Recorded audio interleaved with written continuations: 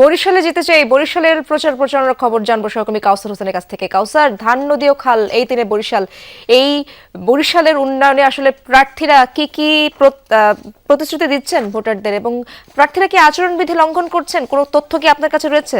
ঈশাত, প্রতিদিন সূর্যের আলো ওঠার পর থেকে কিন্তু যারা এই অঞ্চলে বরিশাল জেলার 6টি আসনে যারা প্রতিদ্বন্দ্বিতা করছেন তারা কিন্তু ভোটারদের দ্বারে দ্বারে যাওয়ার চেষ্টা করছেন এবং গণসংযোগ সভা উঠান বৈঠকের মধ্য দিয়ে কিন্তু তাদের প্রচারণা চলছে। এবং আমরা যেটা লক্ষ্য করেছি, আসলে যারা প্রার্থী হয়েছেন এই প্রার্থীদের মধ্যে যারা সব প্রার্থীদেরই কিন্তু দেখেছি যে বিশেষ করে যোগাযোগের উন্নয়ন, এবং যেহেতু বরিশাল অঞ্চল নদী বেষ্টিত এবং এই অঞ্চলে কিন্তু যে নদী ভাঙন সেটা কিন্তু প্রকট, এবং এই নদী ভাঙন রোধে প্রার্থীরা প্রতিশ্রুতি দিচ্ছেন এবং সড়ক যোগাযোগ ব্যবস্থা, নারী উন্নয়ন, আর্থসামাজিক উন্নয়ন, আসলে বিগত দিনে যারা প্রার্থী ছিলেন তারা যে সকল উন্নয়নের প্রতিশ্রুতি দিচ্ছেন এবার নির্বাচনেও কিন্তু একই প্রতিশ্রুতি দিচ্ছেন। এবং কিছু কিছু দলের পক্ষ থেকে আমরা দেখেছি যারা তুলনামূলক ছোট দলের প্রার্থী তারা কিন্তু অভিযোগ করছেন যে প্রভাবশালী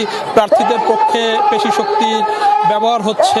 বিগত দিনে যে মামলা হয়েছিল 5ই আগস্টের পরে, সেই মামলায় তাদের কর্মীদের গ্রেফতার দেখানো হচ্ছে, নতুন নতুন মামলা করার চেষ্টা চলছে বলে এখানে অভিযোগ দেওয়া হচ্ছে। তবে দিন শেষে এখন পর্যন্ত কিন্তু আসলে যারা প্রার্থী রয়েছেন তাদের বিরুদ্ধে নির্বাচন কমিশন বা অন্যান্য মাধ্যমের কাছে কেউ লিখিতভাবে আচরণবিধি ভঙ্গের কোনো অভিযোগ করেননি। ঈশা, ধন্যবাদ আপনাকে কাউসার।